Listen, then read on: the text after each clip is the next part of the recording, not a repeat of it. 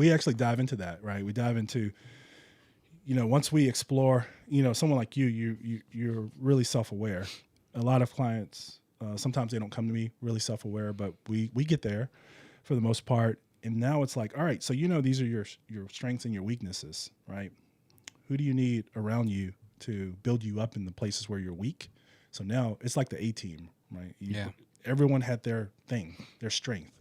They also had their weaknesses too, but the other member's strength, really stood up in the place of that other person's weakness. And as a unit, they function. When it got success for whatever mission they were on.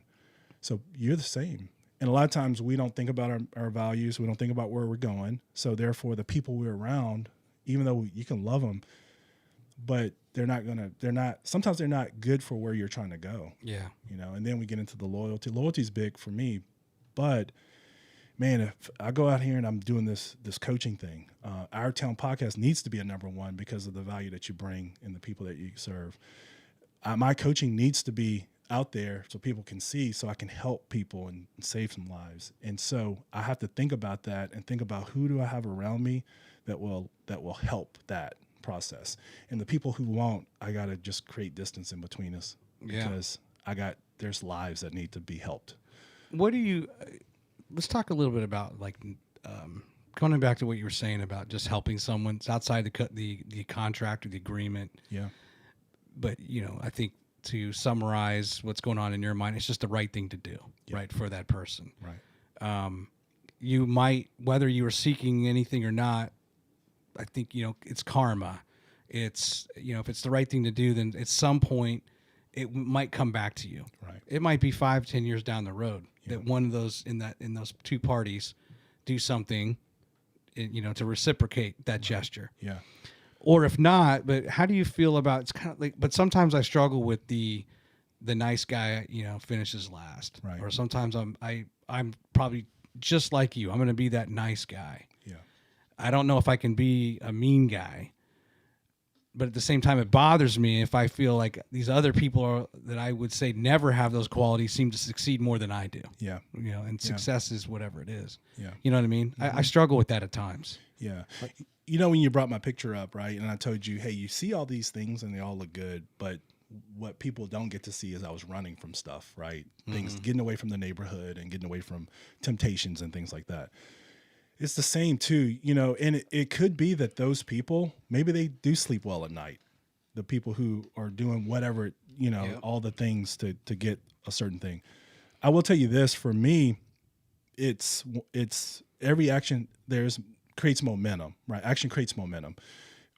Inaction actually is an action too, as far as my opinion, and maybe that's my opinion, but I'm like, hey, if you're doing nothing, you're still doing something, right? Because you're not taking a step that way. Yeah. And we don't really sit still anymore, especially at our age, right? Yeah. We're either moving back or we're moving forward. But for me, I always tell my clients this too. I get to define my character, and I'm not sitting here acting like I've never done anything wrong, because I have, and I try my best to go make those right. But I will tell you this, is that I get to define my character. So what that means is if I'm going to do this thing, I get to exercise my character while I'm doing that. If I'm over delivering, or if I'm, I have a blended family, right? So I have an ex-wife, and my wife has an ex-husband, and so we have kids I have a daughter from my previous marriage. She has two sons from hers. Well, my ex has remarried, as well as her ex too. And they're still involved in all, in the kids' lives and things like that. So on Father's Day, what I did is I sent my ex-wife's husband a Happy Father's Day, and I sent my wife's ex-husband a Happy Father's Day, and I did that because they are good. Like my daughter's stepdad is providing a good home for her when she's at their house. My stepson's dad is doing things with them. He's showing up in their lives, right? So it might be weird, but for me, I don't have to worry about anybody else. This is what I do, because I get to define my character. And I sent them both Happy Father's Day. Thank you so much for what you do for my daughter. Yeah. you're a good dad to your sons, right? And they both responded back with really kind messages, you know. So, Yeah. anyways, I get to define that. And one of the things I like to do, if I have the opportunity, because the client is the boss. But if I get a chance to say, you know, no judgment, a whole space, no judgment. What do you want to do, Troy, in this situation? Mm-hmm. Well, I want to go do this. Why don't you? How is that exercising the character that how you want to show up?